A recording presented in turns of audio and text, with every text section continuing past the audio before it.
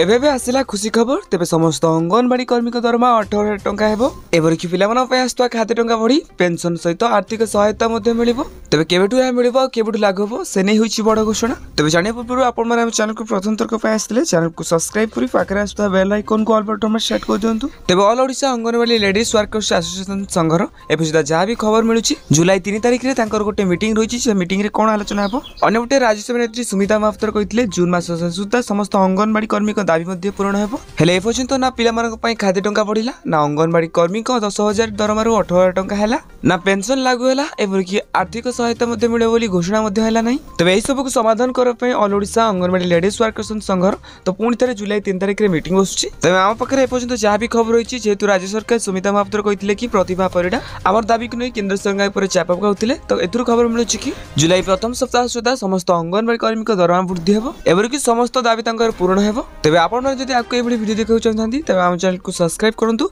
आ हां ए वीडियो कोन देखुछंती नियत भाबे comment box रे कमेंट करंतु।